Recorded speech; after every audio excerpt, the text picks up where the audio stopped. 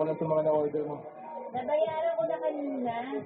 Nabayaran ko kada order ko kasi baka makalimutan ako magbayad. Nakakaya. O kung gano'n, edi tara na. Alalayan na kitang tumayo. Oo, sige. Alalayan mo ako. O Dahan-dahan. basta, pag na-call ako, sasaluhin mo ako, ha? Uy! Huwag ka na naman magaling maglakad. Hindi ako nagmamadali. Marami ka na kasing nainom, kaya pasuray-suray ka. Hindi na ako lasing. O, dahan-dahan. O, isang akbang pa. O yan, nandito na tayo sa labas. Teka lang, hintayin natin yung sasakyan ko. Ayun na pala. Tara na. Sandali. Ano ba ginagawa mo? Bakit? Hindi ba ako masarap umalis? Masyado ko malaway? Tumigil ka. Lasing ka na. Ayoko samantalahin kaninaan mo. Sinungaling ka! Ayaw mo sa akin kasi matanda na ako.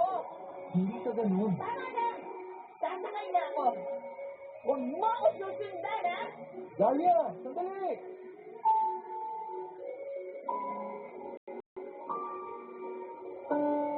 Umalis at iniwan ako doon ni Dahlia, Papa Dudut. Nag-worry ako sa kanya dahil lasing na siya ng gabi niyo. Tinawagan ko siya pero ayaw niyang sagutin. Papa Dudut, nabigla lang talaga ako sa ginawang paghalik sa akin ni Dahlia, kaya ako siya naitulak. Dahil hindi ako sinasagot ni Dahlia, si Jimmy naman ang tinawagan ko, Papa Dudut, dahil nga nag-worry ako ng gusto kay Dahlia. Gusto ko lang malaman kung nakauwi na ba siya ng maayos. Pero ang sabi ni Jimmy, hindi pa raw nakakauwi ng bahay nila si Dahlia. Kaya ako mas lalong nag-alala. Complicated na yung trip sa app noong pinagbukan ko ng sasakyan, Papa Dudut, or completed na. Pero lang sandali lang ay biglang binawi ni Jimmy ang sinabi at sakto raw na pumasok na sa pinto ng bahay nila si Dahlia. Tinanong pa ako ni Jimmy kung gusto kong makausap si Dahlia, ang sabi ko ay hindi na. Inalam ko na kung nakauwi na siya ng maayos. Wala talagang pakialam si Jimmy sa asawa niya. Hindi man lang siya nagtanong kung bakit alam kong pauwi na si Dahlia. Hindi ko na rin naman kinausap si Dahlia dahil lasing siya at wala pa siyang tamang wisyo para makipag-usap sa akin. Kinabukasan, wala akong pasok ay pumunta ako sa bahay nila para humingi ng dispensa kay Dahlia sa pagtulak ko sa kanya palayo. Si Jimmy pa nga ang nagbukas ng pinto na tuwang-tuwa dahil sa pagdalaw ko. Niyaya pa niya akong uminom kahit alas 8:30 pa lamang ng umaga. Ang sabi ko ay may sasabihin lamang ako kay Dahlia. Pinapasok ako ni Jimmy at sinabing nasa kusina raw si Dahlia. Puntahan ko na lang daw at siya naman ay dediretso na sa pool area ng bahay nila. Kung gusto ko raw munang uminom ay sumunod lamang ako sa kanya. Pinuntahan ko si Dahlia sa kusina at nakita ko na may hawak-hawak siyang ice bag sa ulo niya. Nahiya siya sa akin sa nakita ko at sobrang naladaw ng hangover niya. Kaya siya may ice bag sa ulo. Humingi din siya ng pasensya sa nagawa niya.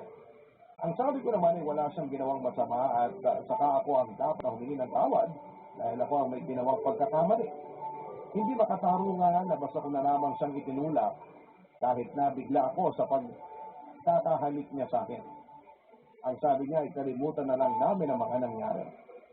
Ngumiti na siya matapos ng usapang yon. Lumipas ang ilang araw at dumating ang Lunes.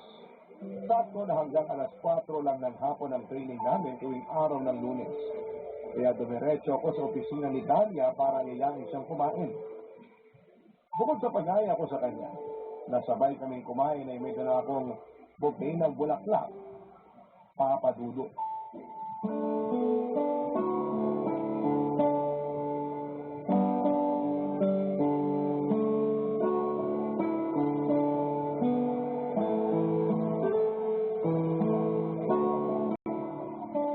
Dahlia, August? Bakit ka nandito? Wala ka bang pasok? tapos na. Hanggang alas 4 lang kami pag Lunes. Oy, ano ginagawa mo dito? Yayayain sana kita kumain. Ha? Ay, bulaklak na pala para sa'yo. Ano ka ba? May asawa akong tao. Bakit makakita anong isipin nila? Ah, ganun. O, sige, mamaya ko na lang ibibigay pag tayo na lang. Ang ibig kong sabihin, wag mo kong bigyan ng bulaklak. Alam kong hindi kami okay ng asawa ko. Pero hindi naman yata maganda yung mga sinasabi mo. Mahal kita, Dalia. Ano? Ang sabi ko, mahal kita. Lasing ka pa ba? Hindi ako lasing. Alam na alam ko sinasabi ko. Alam mo, nakakatawa ka. Nung Sabado lang pinagtulakan mo ko nung halikan kita. Tapos ngayon sasabihin mo, mahal mo ko? Abnormal ka ba? Di ako abnormal. Naitulak lang kita kasi lasing ka. Ayokong pagsamantalahan ng kalasingan mo. Naguguluhan ako sa'yo.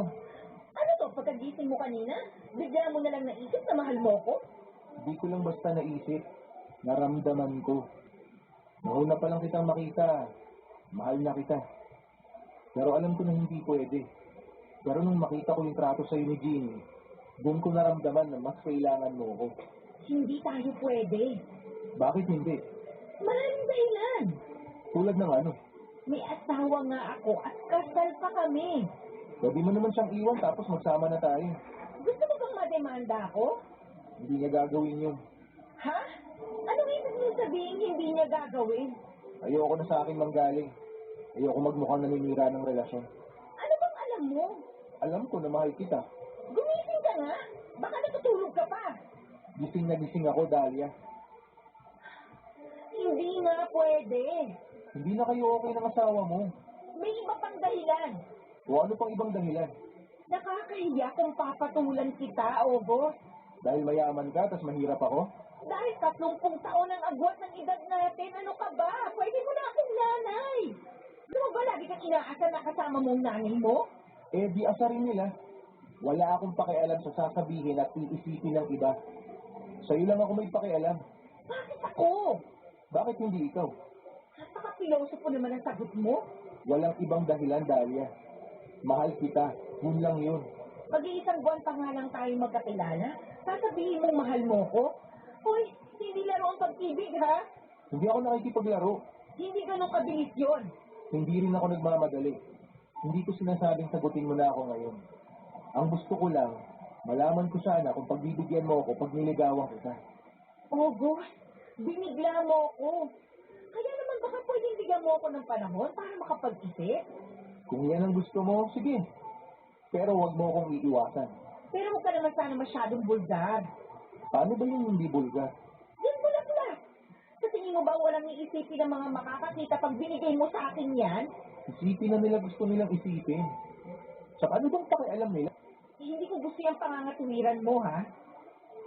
Sige na nga, itatapon ko na lang tong bulaklak. Huwag naman. Binili mo yan eh. Akin na nga. Eto.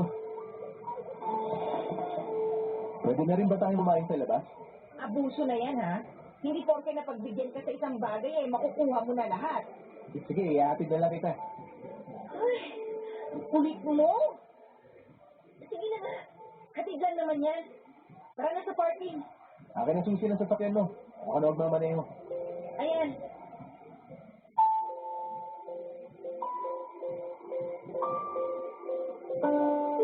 Napakasaya ko ng araw na yon, Papa Dudut.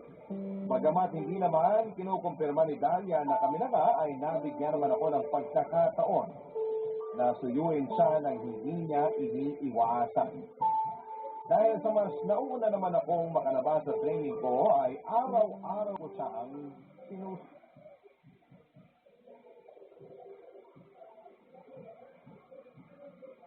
natanggap na rin niya ang mga ibinibigay kong bulaklak. Ang diskarte ko sa paggamot sa kanya ng mga bulaklak ay ibinibigay ko sa...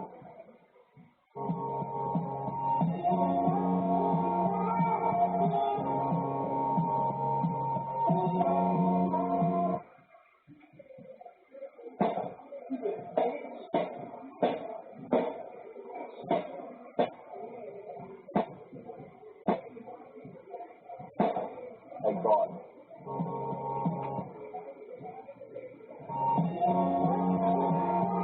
Ha?